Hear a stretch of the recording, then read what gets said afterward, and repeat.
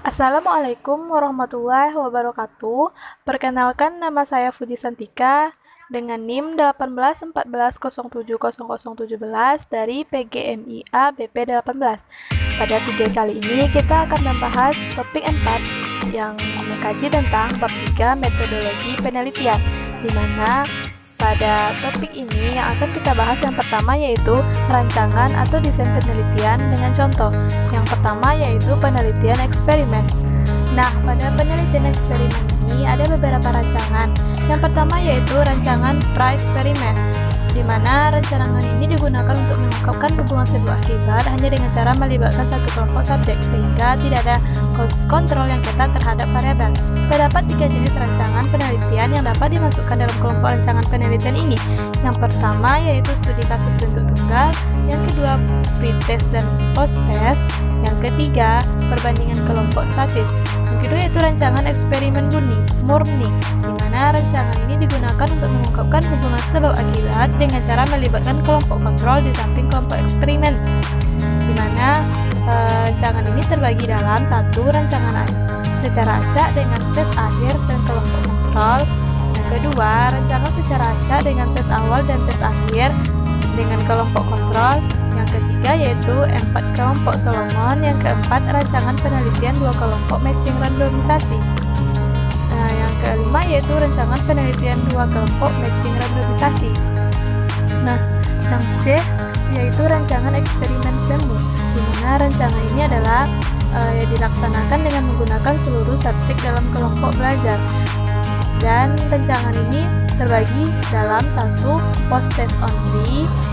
Yang kedua yaitu rancangan rangkaian waktu dengan kelompok pembanding. Yang kedua yaitu penelitian korelasi. Dalam penelitian korelasi, rancangannya adalah yang pertama korelasi lipat, yang kedua regresi dan prediksi, yang ketiga regresi jamak, yang keempat analisis sistem, yang ketiga yaitu penelitian tindakan kelas. Penelitian tindakan kelas ada beberapa rancangan. Yang pertama yaitu menurut model Court-Lewin, yang kedua yaitu model Chemis dan MC Tucker. Selanjutnya yaitu penelitian pengembangan. Penelitian pengembangan rancangannya adalah yang pertama 4D, di mana model pengembangan perangkat 4D. Model ini disarankan oleh Siva Sailam, yang model ini terdiri dari 4 tahap pengembangan yaitu definisi, desain, develop, dan development. Selanjutnya yaitu rancangan model pengembangan Brock and Gall. Yang ketiga, model pengembangan Sadiman. Yang keempat, model pengembangan Eddy. Yang kelima, model Dick and Gray. Dan yang terakhir yaitu penelitian Max Method. Penelitian Max Method rancangannya adalah yang pertama, rancangan konvergen, rancangan sekuensial eksplanatoris, dan rancangan sekuensial eksploratoris. Subtopik yang kedua yaitu populasi dan responden penelitian. Populasi adalah suatu hal yang memberikan penjelasan mengenai objek dalam penelitian, yang di dalamnya memberikan penjelasan mengenai karakteristik atau sifat yang didalamnya oleh objek penelitian tersebut. Yang kedua yaitu responden adalah seseorang, karena lazimnya berupa orang yang diminta untuk memberikan respon atau jawaban terhadap pertanyaan-pertanyaan baik langsung atau tidak langsung, lisan atau tertulis, ataupun berupa perbuatan yang diajukan oleh peneliti. Subtopik tiganya yaitu teknik pengambilan sampel dan contoh. Sampel merupakan bagian dari populasi penelitian yang digunakan untuk memperkirakan hasil dari suatu penelitian. Sedangkan teknik sampling adalah bagian dari metodologi statistika yang berkaitan dengan cara pengambilan sampel. Cara pengambilan sampel ada 2. Yang pertama yaitu probability sampling. Probability sampling adalah teknik pengambilan sampel di mana peneliti menetapkan pilihan beberapa kriteria dan memilih anggota populasi secara acak.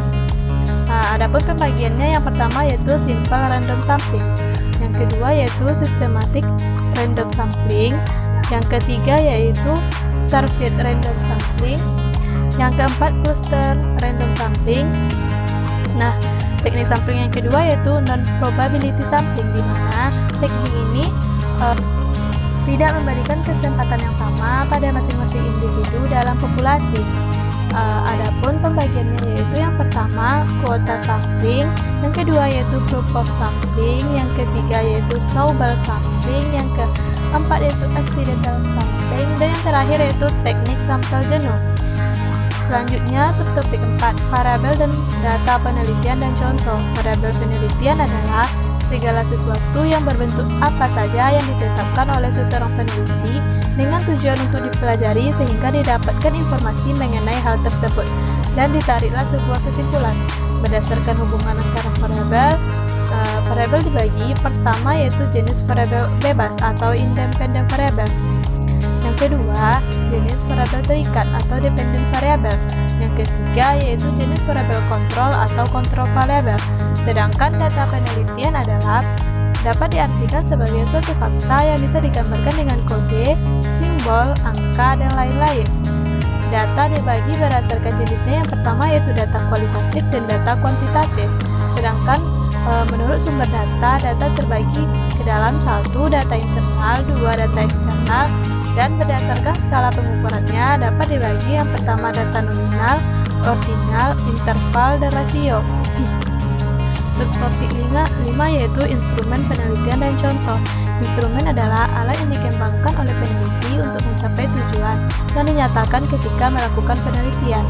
Adapun jenis-jenis instrumen adalah yang pertama yaitu bentuk instrumen tes berupa serentetan pertanyaan lembar kerja yang diberikan kepada subjek penelitian. Sedangkan bentuk instrumen tes adalah yang pertama kuesioner, yaitu terdiri dari serangkaian pertanyaan terstruktur dan tidak terstruktur yang dirancang oleh peneliti untuk mendapatkan data dari responden. Yang kedua yaitu interview dan wawancara, di mana wawancara ini adalah instrumen pengukuran atau dikenal sebagai kuesioner LISA. Yang selanjutnya yaitu observasi, yaitu teknik instrumen yang dilakukan dengan pengamatan. Yang selanjutnya yaitu dokumentasi, dapat dibedakan menjadi 2 macam, yaitu yang memuat garis-garis besar serta checklist. Subtopik 6 yaitu teknik pengumpulan data dengan contoh instrumen yang digunakan. Terdapat 5 macam teknik pengumpulan data, yaitu yang pertama angket. Angket adalah teknik pengumpulan data yang dilakukan dengan cara memberikan beberapa pertanyaan tertulis kepada subjek penelitian terkait dengan topik yang akan diteliti. Selanjutnya yaitu observasi.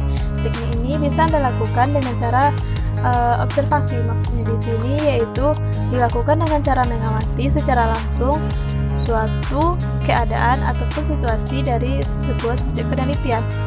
Yang ketiga yaitu wawancara atau interview. Wawancara merupakan pertemuan 2 orang untuk bertukar informasi dan ide melalui tanya jawab sehingga dapat dikonstruksikan makna dalam suatu topik tertentu. Yang D yaitu dokumen, merupakan catatan peristiwa yang sudah berlalu, baik berbentuk tulisan ataupun berbentuk karya. Yang kelima yaitu triangulasi. Dalam teknik pengumpulan data, triangulasi diartikan sebagai teknik pengumpulan data yang bersifat menggabungkan dari berbagai teknik pengumpulan data dan sumber data yang telah ada. Selanjutnya yaitu ada beberapa instrumen yang digunakan untuk mengumpulkan data. Yang pertama yaitu pedoman observasi, di mana digunakan untuk memudahkan Anda untuk memilih berbagai macam data yang didapatkan di lapangan. Selanjutnya yaitu pedoman wawancara, yang tujuannya yaitu memudahkan Anda pada saat wawancara sedang berlangsung. Selanjutnya yaitu pedoman angket, di mana bisa berupa angket online ataupun offline. Selanjutnya yaitu subtopik 7 yaitu teknik pengolahan data secara deskriptif. Adalah teknik analisis data diartikan sebagai suatu metode atau cara untuk mengelola sebuah data menjadi informasi, sehingga karakteristik data tersebut menjadi mudah untuk dipahami dan juga bermanfaat untuk menemukan solusi permasalahan, terutama dalam masalah-masalah berkaitan dengan sebuah penelitian. Subtopik 8 yaitu teknik pengolahan data secara inferensial. Statistik inferensial adalah teknik statistik yang digunakan untuk menganalisis data, sampel, dan hasilnya. Diberlakukan untuk populasi. Statistik ini cocok digunakan bila sampel diambil dari populasi yang jelas, dan teknik pengambilan sampel dari populasi itu dilakukan secara random.